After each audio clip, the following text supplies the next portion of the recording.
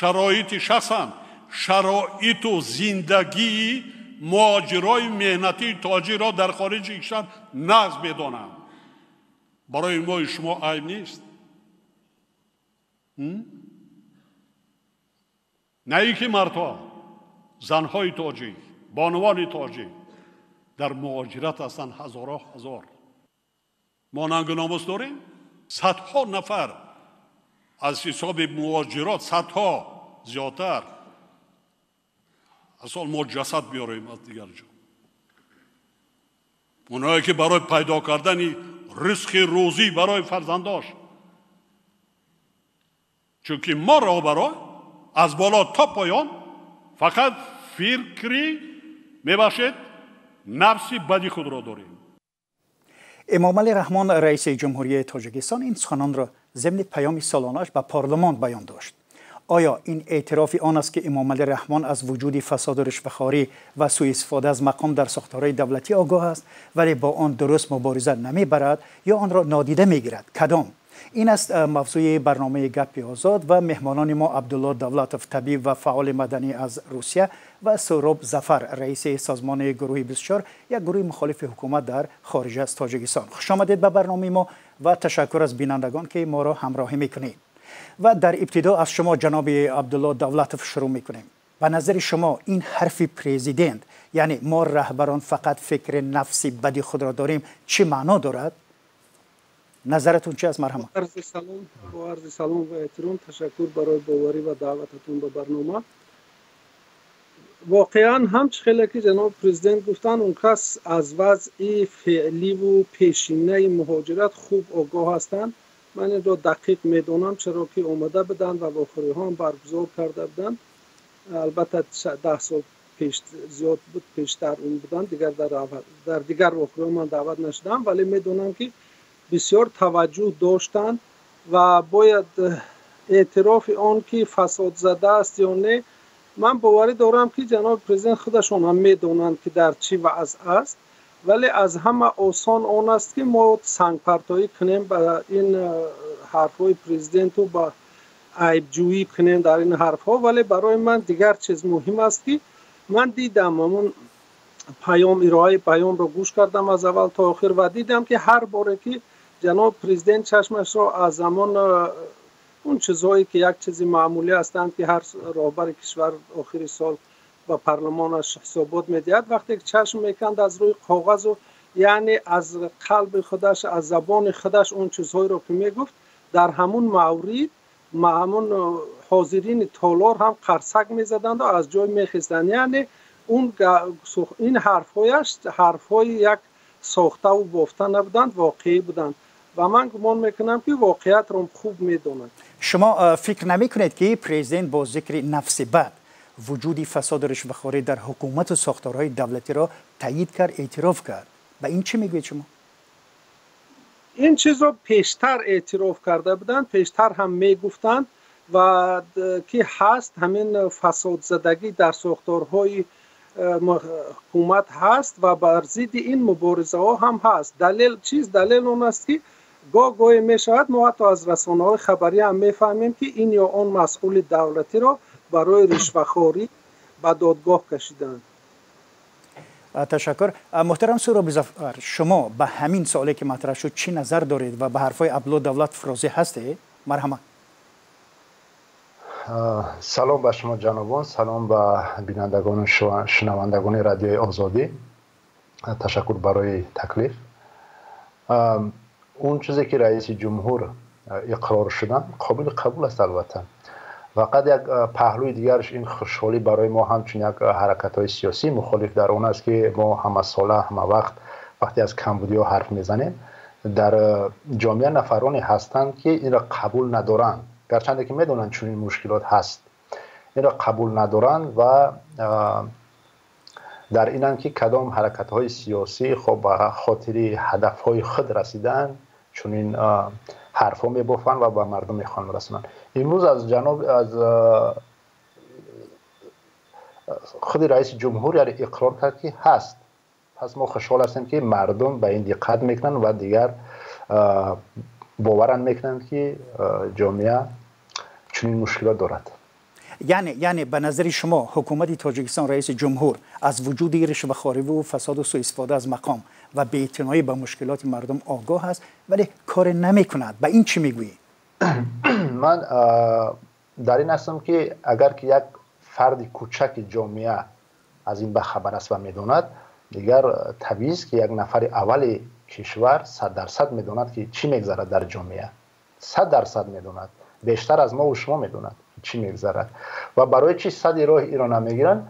چون سیستم آلوده فساد است، به راه دیگر نمیتوانند. اگر این راه خود عوض کنند، پایان این رژیم شود. از نگاه من این است. یعنی به همین طریق میتونند که راه خود دوام دهند.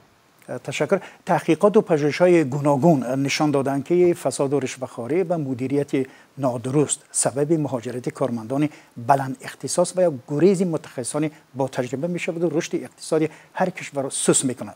نمونهش خود شما، مثلا عبدالله دولتوف، مگر مهاجرت زیادی تاجیکان مثل شما، طبیبان و معلمان و دیگران بیانگر فساد زیاد در تاجیکستان نیست؟ چی باید کرد؟ مرحبا. اول اینکه شخصا اگر خودم رو گویم، من 32 سال پیش از هجرت کرده بودم و نه در دوره این حکومت، در آغاز جنگ شهروندی. ببینید، ما خیلی آسان است تاکید کردن و اشاره کردن به کمبودی های مدیریت و یا فساد زدگی ساختارها. ولی ببینید، لازم می‌دانم که این نکته رو گویم که همکسبان شما خیلی زیاد هستند در روسیه که با مشکلات زیاد روبرو شده و امروز در روسیه زندگیشون دیده ایستادند و کار و فعالیت میکنن. بیاید از همین یک مثال رو از همکسبان خودم بیارم. یک نفر به نزدیکی برایم تماس گرفت و طریق مسنجر رو پرسید که یک ریسپت بیمار رو فرستاده است و از من پرسید که من همین رو برای ریسپت و یک نتیجه تحقیق خون رو فرستاد و پرسید که همین چی معنی دارد. وقت دیدم به تاجیکی نوشته شده است. گفتم که آخر تو 5-6 سال پیش دانشگاه طبی تاجیکستان رو ختم کرده ای، به تاجیکی باید از من پرسی که من به روسی دانشگاه رو ختم کردم. او گفت که من فاکولته روسی رو ختم کردم و آنقدر تاجیکی رو خوب نمیدونم. او از اونجا کوچیده، بعد دیپلم دانشگاه طبی رو گرفتم، اومده است به روسیه، در اینجا فعالیت دکتری دارد و گویا که همون تشخیص‌های تاجیکی و زبان تاجیکی طبی رو نمیدونسته است. اکنون با این مثال چی گفتنیم؟ ببینید که ما اشاره میکنیم به فساد زدگی و دولتداری و مدیریت این ولی هر یک از خودمون نمیپرسیم که شخصا خودمون برای از در خود را وارد نکردن و فساد زدگی چی کنیم. وقتی که او در کشوری که زبان دولتیش تاجیکی است دانشگاه رو ختم کرده است و از تنبلی یا که نمیدونم از چی باشد زبان دولتی رو ناآموخته است، وقتی که حکومت از او طلب میکند که با زبان تاجیکی کاربری کنن، اینجا البته عیب حکومت یا فساد زدگی نیست، عیب یکایک ماست. اکنون در همین مورد ما وقتی که آمدیم، شما هم سن سال آنهایی که همسالان من هستند کلانتر میدونند که وقتی که کوچ بستیم از تاجیکستان از آغاز 92 از سال آخر 92 با 10 ها دکترهای علم، پروفسورها از رشته های گوناگون، رئیسان محله ها و وزیران و وکیلان و حتی رئیس ولایت ها گریزه شده به مسکو آمده بودند.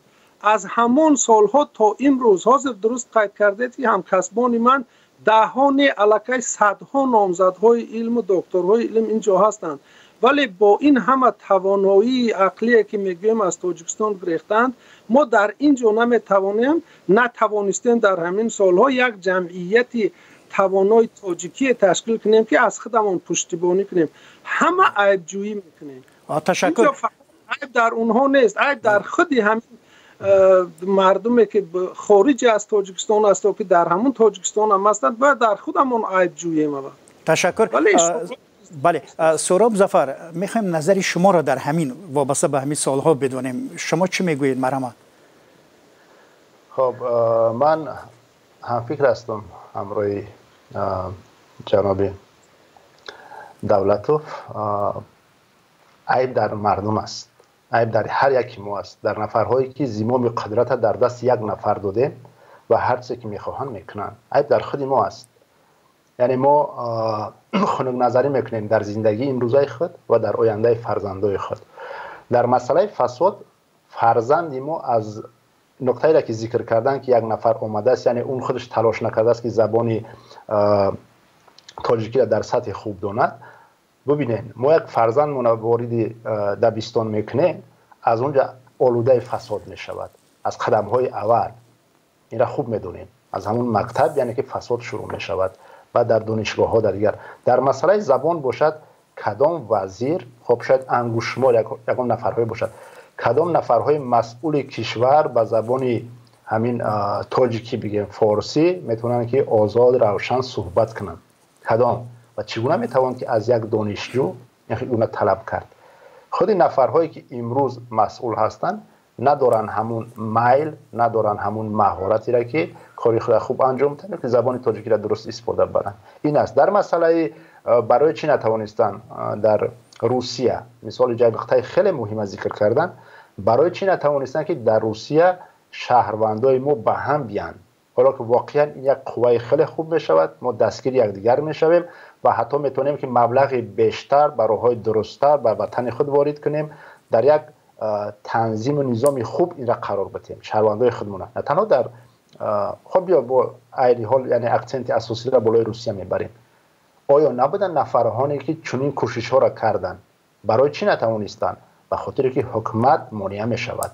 خود آقای دولتوف به خبر هستیم که در چندین سالها پیش کوشش تلاش داشتن، اما برای چی موفق نشدن؟ چون مانع میشود حکومت میخواهد که همین مهاجران را، هر چیزی که منفیتی که از مهاجران میآید ما در کنترل خود بگیرد، اما با تقدیر اونها دیگر کار نداره که کدام مشکلات دارن. این است. مگر نفرها نبودن کارها را شروع کردن، این روز در زندان ها قرار دارن. نفرهایی که میخواستن جمعیت بسازن، مردم تاجیکستان به هم بیارن، نتوانستن. تشکر. جناب دولتوف، به این حرفایی که سهراب ظفر گفت نظرتون چی است؟ یعنی واقعا حکومت صدی پیشرفت و متحد شدن تاجیک‌ها در روسیه میشوند؟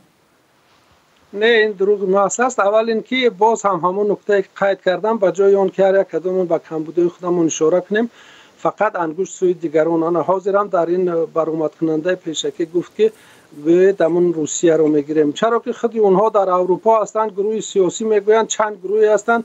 ما در شبکه‌های اجتماعی میبینیم که باید خود دوی مخالفت دارند و هیچ نمیتوانند. حتی همون گروه 24 شون برای جمعیت دولت همه این سخن‌ها دروغ حساب شوند. برای در مورد جمعیت‌های روسیه، در مورد جمعیت‌های روسیه از سال‌های حرفی که مردم در کمبودی‌های کشور حرف میزنن، چون این حرفا زیر چتر حکومت وقت قرار دارن، حرفا را دروغ محض میگویند. ببینید در کووید 19 وقتی که کووید 19 حالا در وطن ما آمده بود، در کشور ما نرسیده بود و میتوان گفت که اولین نفری که در این مسئله حرف زد خودی بنده بود. من گرچنده که به مردم هم گفته بودم که من متخصصی ساحه طب نیستم، اما چی کارها را باید انجام بدیم، پیشگیری کنیم یا که مردم در کدام حالت ما کمک کنیم. وقتی که ما چنین حرفا را زدیم، همون شب و روز هم جناب دولت برو آمدن گفتن که اینها هنگامه جویی میکنن، اینها دروغ است، ها به احساسات داده نشوید، گپی نیست. تشکر. حالا بید از موضوع کمی دور نرویم. جناب عبدالله دولتوف، منظورم این است که و عاقبت دیدیم که مردم ما در چی حالت قرار گرفت. تشکر. جناب دولتوف آیا پسان بر اومده گفتن که من اشتباه کردم یا که بازم میگن که دروغ محض است؟ جناب دولتوف، از شما میخواستم پرسم که از رهبران فعال مهاجر تاجیک در روسیه، مثلا کرامت شریپوف، عزت امان، حال اینا در کجا هستند؟ چرا به اینا چنین رفتار شد و مقامات تایسان بازداشت کرد آورد و مثلا کرامت شریپوف درگذشت و عزت امان حالا در پشت پنجره است؟ به این مسئله چی میگوید شما؟ من چیزی بگم، خودتون میتونید که طریق اینترنت، طریق همون شبکه‌های اجتماعی، طریق همون چیزایی که اونها گفته بودند نوشتند، همونها را یک بار ببینید، بعد خلاصه کنید که برای چی چنین شد. مثلا وقتی که ما اتحادیه تاجیکستان روسیه را تشکیل کردنی شدیم، پیش از آن بنده 6 جمعیت مسکوی را به هم آورده و انجمن جمعیت‌های تاجیک تبار سمندر را تشکیل کرده بودیم و از همونجا همایش تاجیکان آغاز شده بود. اونجا باخشار لشکربیک خدا رحمتشان کند که عالمی شناخته بودند، گوهر جورای و خورشید امرو قول و دیگرها 6 جمعیت آمدیم به هم شدیم. و اونجا هنگامه‌جویی و تهمت‌کنی نسبت ما سر شده آغاز شد، برای که هر یک میخواست که رئیس شوند. ما رئیس جمعیت عمومی یک مولانوف بود، همون کس را که رژیسور انتخاب کردیم، شخصا خودم پیشنهاد کردم، خانه به خانه گشتم، متایید کردیم. این را دیدند از طرف حکومت تاجیکستان که اولین بار رول نو دولت به خود آمده بود و نماینده مهاجرت فرستاده بود، آنها آمدند و همچنین سفارت هم به ما پیشنهادها کردند که چی کمک کنیم که تاجیکان به هم بیایند. برعکس آنها کمک کرده بودند، ولی همین از درون همون خدا با رحمت و مغفرتش ند کرامت شریفوف اولین نفری بود که ببینید شبکه‌های اجتماعی را ببینید، اونجا میبینید تهمتنامه رو تا جای بدگویی ها و تهمت ها و بدنویسی ها نسبت بنده بود و نسبت دیگر اونایی که به هم اومدیم، که حتی دوستیف که سفیر بود باره به من گفت که تو همین پشت سگ تیاق جوگی گفته خب میکنی میشنی و تو را تهمت میزند. خیلی گفتم اکنون ما برگشت. خلاصه که از طرف مقامات نمایندگی ها بخاصه بعدتر نمایندگی های مهاجرت که از زیر تابع وزارت کارهای داخلی شد، همکاری ها بود، همکاری ها خوب بودن. اونها میخواستن وقتی که ما با پرزیدنت تاجیکستان جناب امامعلی رحمان واخری کرده بودیم، یک بار اگر نوارها را تماشا کنید در تلویزیون هم بود، وقتی درباره روغن، درباره سهمیه در کاخ بوربت جلسه شد، در آخر جلسه جناب پرزیدنت شخصا به من گفت که دکتر همون مصلحت‌های مسکو و یکاترینبورگ از خاطر نبرور. من این را در رسانه‌ها یگان بار در یگان جا نگفتم، حاضر میگویم اگرچه یگان چیزی پنهانی نیست. چی مصلحت‌ها بود؟ تشکر جناب عبدالدولتوف. به این موضوع شاید آینده برگردیم، ولی حالا بید از موضوع اصلی بیرون نرویم. اینجا فقط یک اقتباس را از انور بابویف مدیر بخش مهاجرتی پژوهشگاه اقتصاد و دموگرافی میارم که گفته است در حالت ترک وطن کردن یک متخصص کشور 300,000 دلار زیان میبیند. پس معلوم می شود که از حساب ترک 266,000 کادر از تاجیکستان به کشور 79 میلیارد و 800 میلیون دلار را ضرر اقتصادی دیده است تاجیکستان. خودی رئیس جمهور امامعلی رحمان هم به این مسئله اشاره کرد و گفت که در نیروگاه راغون 5,000 کارگر نمیرسد. محترم دولتوف، به نظر شما وقتی در داخل در ساختمان‌های مهم کشور کارگر نمیرسد، چرا مردم باز به مهاجرت کاری رو میارن و مهاجرت کاری را برتر میدونن؟ و این چی میگوید شما؟ این یک مشکلات روانی است که در همون مردم و در ذهن مردم ما پیچیده است. اونها خیال میکنند که همین روسیه شاید که همون اتحاد شوروی باشد. همون در میبینیم که تاجیکان فقط دوره شوروی را تعریف میکنند، توصیف میکنند، دیگر کودک از کودکستان تا مکتب میانه هم میخواند به روسیه بیاند. وقتی که این جامعه‌اند و شتم میخورند به قول، بعد میگریزان میشوند. حاضر میدونیم که تاجیکان زیاد به کشورهای دیگر میروند. همون مشکلات روانی که در تاجیکستان مثال جای کار یا که مزد کار کمتر است، همون میگریزاند. در راغون واقعا هم است. من رفته بودم و من شخصا از همون خیشتباران خودم فرزندانش آمدند که به روسیه کمکشون کنم برای رفتن. وقتی که به آنها گفتم راید به مزارت شغل اهالی و مهنت ببینید که امکانیت ها چیست، یکی از حاضر رفته در راغون کار میکند، یکی دیگرش به کره جنوبی رفت. یعنی که همین کارهای فهماندهی باشند، مردم بسیارش میرود کار میکند. من باوری دارم که حاضر در تاجیکستان هم امکانیت ها خیلی خوبتر است، بله. مگر که در اینجا زیر تحقیر و تعذیب. تشکر. سهراب ظفر، به نظر شما چرا مردم تاجیکستان بخصوص جوانان کار در روسیه را با تمام مشکلاتش برتر از کار در تاجیکستان و در نزد همسر و فرزندان و عزیزانشون میدونن؟ چرا؟ مرحبا. از اینه که بعض نفرها من فکر میکنم که کورکورونا دنبال کسی میروند. بعض نفرها هستند میبینن که یک همسین یک دوست میرود، میخواد در پهلوی اون باشد. بعض نفرهای دیگر هستند که یعنی قیاس میکنن، میبینن اگر مثال با راغون رفته در اونجا کار کنن، در دوام یک سال چقدر مبلغ پیدا میکنن به دست میارن و در دوام یک سال در روسیه چقدر میشود. اینها را مقایسه میکنن، بعد مطابق همون مقایسه کرده خود سفربر میشوند به کار. این است یکی از سبب‌هاش. به حال یک چیز دیگری است، یک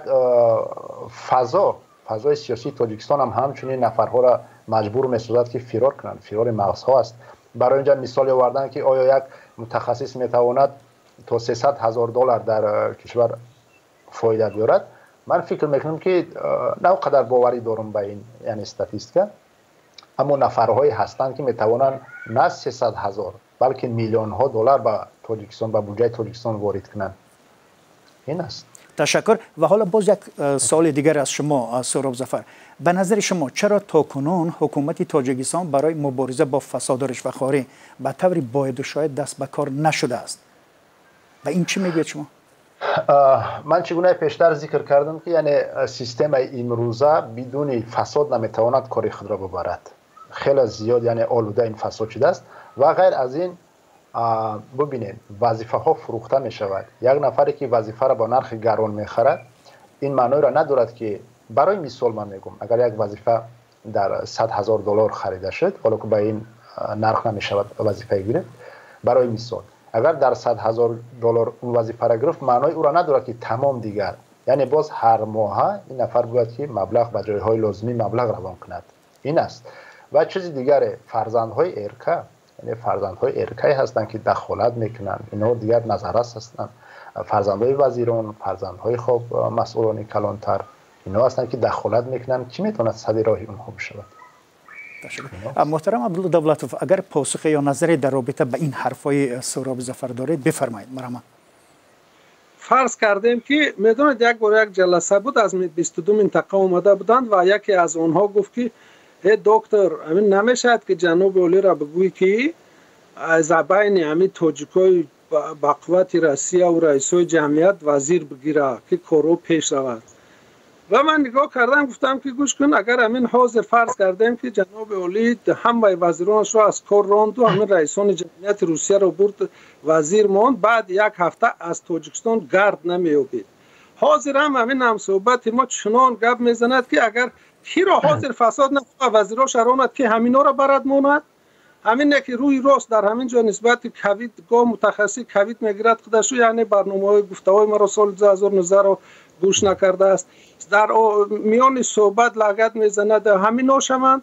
از اینها دیده همون وزرا خوبترند. به تدریج حاضر چند گفتم که پیشتر گفتم که مسئولان دولتی رو هم بسیارشون پرونده جنایی میکنند و از وظیفه میگیرند، ولی به تدریج من گمان میکنم که میشود آهسته آهسته فساد زدگی هم کم میشود و حاضر بعد همین پیام من گمان میکنم که از آغاز امسال خیلی دیگرگونی ها رخ میدن.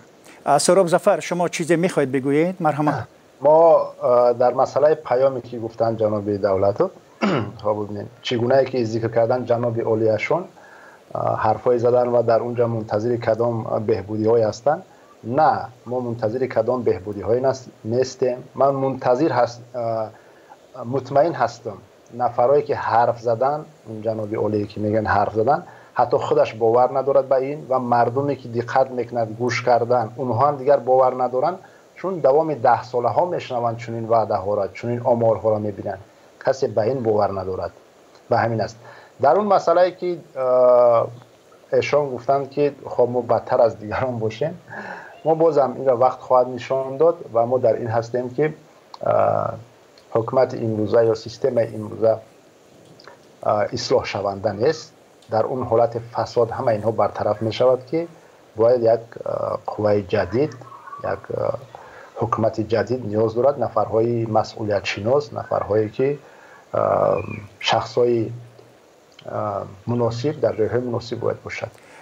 محترم سهراب ظفر، زمام قدرت نباید در دست یک نفر باشد و نباید در جامعه تاجیکستان کسی دخل ناپذیر باشد. جناب که دکتر هستن میدونند دخل ناپذیر فقط نفری که در عقل خود نقص دارد اون میتواند باشد.